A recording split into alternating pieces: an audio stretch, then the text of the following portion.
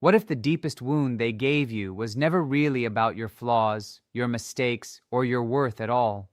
What if every cold silence, every sharp insult, every moment they made you feel small was doing one job only, protecting something broken inside them that they could not bear to face? That is the truth most people never see while they are living through it. Because when someone looks into your eyes and chooses words that cut, it feels personal, it feels targeted, it feels like proof that something must be wrong with you. But stay with me, because this changes everything. The pain was real, the damage was real, but the meaning of it was not what they trained you to believe. And once you see the pattern clearly, you stop chasing answers in the wrong place. You stop begging for closure from the person who caused the confusion. You stop measuring yourself through the eyes of someone who needed you to doubt your own value. By the end of this, you may look back at what happened with completely different eyes, not softer eyes, clearer ones, stronger ones. Because the truth is not just that they wanted to hurt you, it is why they needed to. And that hidden reason explains the cruelty, the switching, the lies, the blame, the mixed signals, and the strange feeling that no matter how much love you gave, it was never enough. Listen closely, because the next part is where everything begins to make sense. One of the hardest things to accept after emotional abuse is this: the way they treated you was never a fair report of your worth. It felt personal because they aimed at personal places: your heart, your confidence, your appearance, your intelligence, your dreams, your soft spots, the private fears you trusted them with. After enough attacks, you start asking the wrong question. Maybe if I had been calmer, maybe if I had explained better, maybe if I had loved harder, maybe if I had been less emotional, more attractive, more patient, more perfect, they would have stopped. But that belief keeps you trapped because it assumes their behavior was a reasonable response to who you are. It was not. Their behavior was usually a response to what they could not manage inside themselves. When they felt insecure, ashamed, ignored, challenged, criticized, or scared of losing control, they needed relief, fast relief. Instead of sitting with those feelings, they pushed them outward. They looked for somewhere to place the discomfort. And the closest person, the one who cared the most, often became the easiest place to dump it. That is why they could study you with such focus. They learned your emotional map. They noticed what comforted you, what scared you, what mattered to you. And later, when they felt threatened, they used that knowledge like a weapon. This is what many people miss. Their cruelty says more about what they were running from than it says about the person they were running toward. That does not excuse the harm. It simply puts the blame back where it belongs. And that shift matters more than you think. When you believe their treatment reflects your value, you stay stuck in self-correction. You keep trying to become a version of yourself that will finally be safe from their anger. But the truth is, safety was never built into a connection that depended on your confusion. A person like this often does not want resolution the way healthy people do. They want relief. They want control. They want the inner pressure to stop, even if that means creating pressure inside you. So when they feel small, they make you feel smaller. When they feel weak, they try to make you question your strength. When they feel exposed, they turn the spotlight onto your flaws. This is why the pattern repeats with different people. The faces change, the stories change, the details change, but the emotional machinery stays the same. You may have spent months or years wondering what was so uniquely wrong with you that this person became so cold, so harsh, so impossible to reach. But look at the pattern, not the promise. Look at the cycle, not the apology. Many people before you felt the same confusion because the source of the damage traveled with them. It was never solved, only redirected. And this is the first turning point in healing. The moment you stop asking, "What defect in me caused this?" and start seeing that you were standing too close to someone who could not face their own emotional reality. That realization does not erase the grief, but it breaks the spell. It separates your identity from their behavior. And once that happens, the version of you they tried to create inside your mind starts losing power. For someone who sees relationships through power, pain becomes a tool. Not always in a loud, obvious way. Sometimes it comes through silence, through distance, through confusion, through a sudden chill in the room when you say one thing they do not like. In a healthy relationship, conflict is uncomfortable, but the goal is understanding. Both people may be upset, but the deeper goal is repair. With a controlling person, the goal quietly shifts. It is no longer, how do we fix this together? It becomes, who has the upper hand right now? Who is chasing? Who is apologizing? Who is doubting themselves? Who is waiting for the mood to change? That is why the tactics can feel so destabilizing. The silent treatment, harsh criticism, twisting facts, public embarrassment, broken promises, jealous games, pulling away right when you need reassurance most. These are not random mood swings to the person on the receiving end. They create uncertainty, and uncertainty is powerful. Because once you are emotionally off balance, you stop standing firm in your own needs. You start watching them instead, reading their tone, studying their face, measuring the room, trying to regain warmth, trying to get back to the version of them that felt loving. This next part is crucial. The more exhausted and self-doubting you become, the easier it is for them to influence your choices. And even small moments of kindness after cruelty can deepen the trap. Suddenly, relief feels like love. Calm feels like proof of change. And because the pain stopped for a moment, you think maybe the relationship is healing, when in fact the unpredictability is what keeps the bond alive. That strange swing between warmth and cruelty is one of the strongest chains in the whole dynamic. At first, it seems confusing, even impossible to explain to someone on the outside. One day they are affectionate, attentive, deeply present. The next day they are distant, critical, or strangely cold. Then, just when you begin pulling back, they return with softness, charm, maybe even tears, and you feel your hope waking up again. This pattern is not just emotionally draining. It retrains your nervous system. You begin living from signal to signal. A kind word can lift you too high. A withdrawn tone can drop you into panic. You start overthinking every exchange, replaying every text, apologizing for things you did not even do, just to restore peace. And the longer this goes on, the less you trust your own internal ground. That is how control grows. Not always through direct commands, but through emotional weather that keeps you unstable enough to seek shelter from the same person creating the storm. And when they see that your focus stays on them, even in fear, it can reassure them that they still matter, still have power, still know how to move your world. That is why leaving can feel harder than outsiders expect. You are not just leaving a person. You are trying to break a cycle built on tension, relief, fear, longing, and false hope. If you have ever asked yourself, why did I keep trying when I knew it was hurting me? Understand this clearly. It was not weakness. It was conditioning. It was emotional confusion repeated until survival started to feel like attachment. And seeing that is not failure. It is the beginning of freedom. A lot of people think this kind of person is only threatened by criticism or rejection. But that is not the full picture. Your growth can threaten them too. Your healing can threaten them. Your peace can threaten them. Your independence can threaten them. If your confidence rises, if your world expands, if your decisions stop revolving around their moods, something shifts that they can feel immediately. A person who needs to be the center of your emotional world does not feel secure when you become more solid in yourself. They feel less necessary, less powerful, less special. In a healthy bond, your success would be celebrated. Your boundaries would be respected. Your joy would be shared. But when someone depends on emotional control to feel safe, your strength can look like distance, even when you are simply becoming whole. So what happens? They may mock your goals, minimize your wins, question your judgment, start fights during important moments. Act bored when you are excited. Pull energy away when you are finally glowing on your own. And if that sounds familiar, notice the pattern. The happiest parts of your life may have been the exact moments they became most difficult. Not because you did anything wrong, but because your growing confidence reminded them that you might no longer need their approval to feel valuable. That is a loss of control they can feel in their body. And instead of facing the fear honestly, they often try to drag you back into doubt. A reminder of your past mistakes, a comparison that stings, a subtle insult hidden inside advice. Suddenly, you are second-guessing yourself again. And once that happens, you may start reaching back toward them for reassurance. That is the trap. The wound and the comfort coming from the same hands.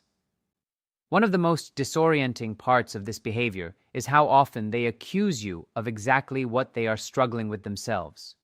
If they are dishonest, you become the liar. If they are jealous, you become the insecure one. If they are selfish, you become the difficult one.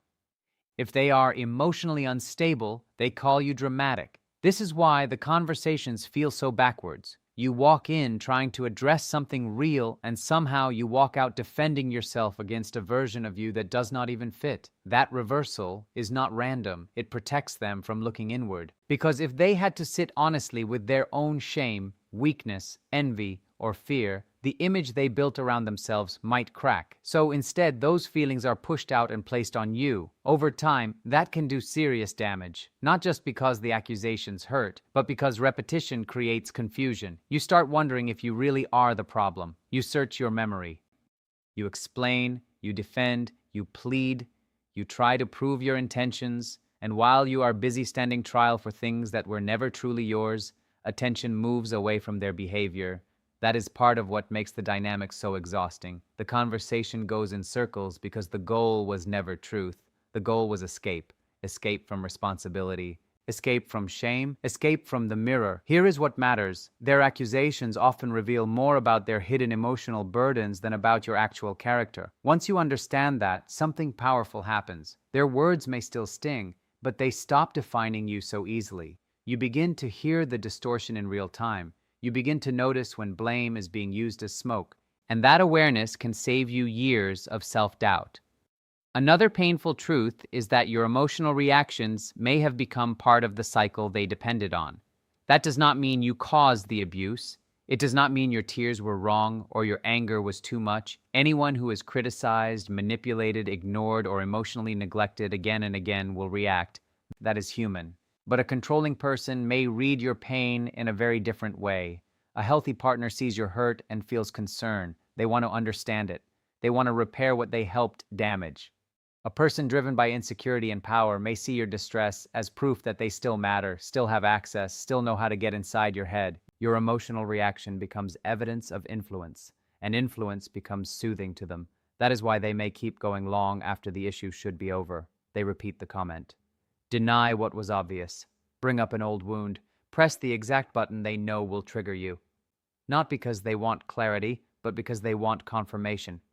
Confirmation that your attention is still trapped in their orbit. This is why so many survivors describe the same tired pattern, explaining, defending, begging to be understood, asking for accountability, hoping that one perfect conversation will finally wake them up. But that conversation rarely comes because your effort itself can feed the cycle. The more energy you spend trying to get empathy from someone who uses your vulnerability to feel important, the more drained you become. Breaking this pattern is not about becoming cold. It is not about pretending you were not hurt. It is about slowly taking your emotional energy back. It is about refusing to let your healing depend on someone who only values your pain when it proves their power. At the start, things often look nothing like the ending. That is part of why the loss feels so confusing. In the beginning, they may seem deeply interested in you. They notice your dreams, mirror your values, complement your personality, make you feel seen in a way that feels rare and almost magical. You tell yourself, finally, someone understands me. Finally, someone gets it. And because being emotionally seen is one of the deepest human needs, that stage can feel unforgettable. But often that early intensity is not the same thing as stable love. It may be attention designed to create quick closeness. As long as you reflect back admiration, openness, devotion, and emotional availability, the connection can feel almost perfect. Then reality enters. You need support too. You say no to something, you disagree, you set a boundary, you stop pouring all your energy into their needs, and suddenly the air changes. The warmth that once felt effortless becomes conditional. The compliments shrink, the patience fades, the criticism arrives quietly at first, then more often. The very qualities they once praised start getting renamed as flaws. Your independence becomes selfishness, your sensitivity becomes weakness, your kindness becomes something they can use against you. And because you remember the beginning so vividly, you start trying to earn it back. This is where many people get stuck. They believe the loving version was the real one, and the cruel version appeared because they failed somehow. But what if the beginning was not false exactly, just incomplete? What if it was a phase built on idealization, and once you became fully human, with limits and needs of your own, they could no longer hold that perfect image together? That dramatic switch from admiration to contempt leaves deep scars because it makes you question reality itself. How can someone who once praised your heart now call you impossible? How can someone who once promised safety become the source of anxiety? The answer is not always that they were pretending every second. Sometimes it is that they relate through extremes.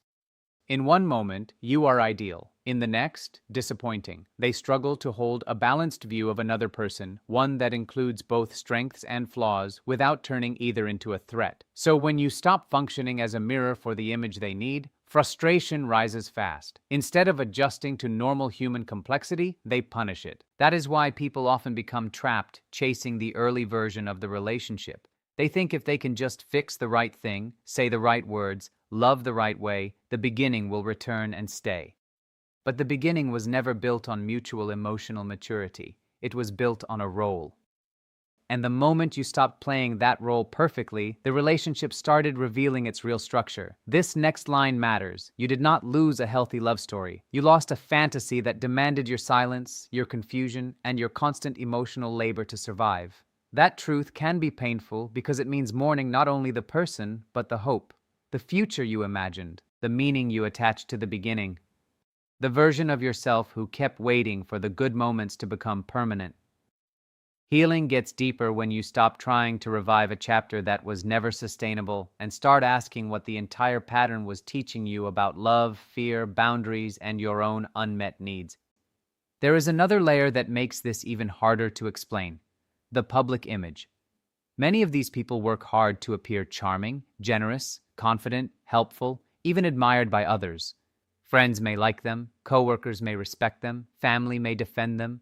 On the outside, they can seem impressive, calm, funny, or deeply misunderstood in a way that makes other people sympathize with them. That image may not be completely fake. It is often a selective version, a carefully shaped surface that highlights what wins approval and hides what shows up in private. That is why the people closest to them often feel the most alone. You may see contradictions others do not. You may witness coldness behind closed doors, manipulation after the guests leave, subtle cruelty in moments no one else would believe. And once you start recognizing the gap between the public mask and the private behavior, you become dangerous to them, not because you know they are imperfect. Everyone is imperfect. You become dangerous because you can see through the story they need others to accept. That is when the protection of the mask can become more important than honesty, trust, or even the relationship itself. They may accuse you of misunderstanding them, tell others you are unstable, suggest you are too sensitive, too emotional, too confused. Sometimes they begin damaging your credibility before you even speak. Sometimes they isolate you from support so that no one can compare notes and see the pattern clearly. The fear underneath all of this is not only being exposed to other people, it is being forced to face the parts of themselves they have spent years avoiding. And to them, protecting the image can feel safer than protecting the bond. If you have ever tried to explain this to someone who only knows their public side, you know how lonely that can be. People often judge the relationship by the performance they can see. They do not see the look after the door closes. They do not hear the tone, the contempt, the subtle digs, the careful denials, the way your words are twisted until you no longer recognize the conversation. They see charm, you feel confusion. They see confidence, you experience control. They hear jokes, you hear disrespect wrapped in a smile. And because the outside image is polished, you may begin doubting your own judgment even more. Maybe it is me. Maybe I am exaggerating. Maybe I am too sensitive. That self-doubt is not accidental. It grows when private reality and public image never match. But here's the deeper truth. The more strongly someone clings to a polished image, the more defensive they may become when anyone gets close enough to see what is underneath. So when you began naming the hurt, setting limits, or refusing to play along with the false story, the backlash may have intensified. Suddenly they rewrote events. Suddenly they became the victim. Suddenly your pain was the problem, not their behavior. This is why clarity is so important. Because once you understand that protecting the image may matter more to them than protecting your heart, you stop expecting honesty from a system built on appearance. And that saves you. It saves you from wasting years trying to get a clean confession from someone whose entire structure depends on avoiding one. Stay with this, because the shift from confusion to clarity is where your power starts returning. At some point, healing asks you to stop chasing explanations from the person who benefits from your confusion. That is a painful step because the human heart wants resolution. It wants the truth spoken plainly. It wants the apology that matches the wound. It wants the person who caused the damage to finally say, "Yes, I knew what I was doing. Yes, I used your trust against you. Yes, you did not deserve any of it." But many people never receive that moment, and waiting for it can keep your life tied to the same emotional prison long after the relationship changes form. Real healing begins when you stop making their insight the key to your freedom. You do not need them to fully understand what they did for it to have happened. You do not need them to validate your pain for your pain to be real. You do not need them to agree with your version of events before you are allowed to trust your own memory. That is a huge turning point. Because once you stop asking for permission to believe yourself, your mind starts settling. The fog begins lifting. You remember more clearly. You notice how often you abandoned your own instincts to protect the connection. You see how many times your body knew before your mind was ready to admit it. The tightness, the dread, the second guessing. The emotional exhaustion after simple conversations. Your system was speaking long before your logic caught up. And when you finally listen to that truth, something changes inside you. Not overnight, but steadily. You begin choosing peace over proving, distance over drama, clarity over chaos. And those choices may look small from the outside, but inside, they are revolutionary. This is also where many survivors face an uncomfortable truth about hope.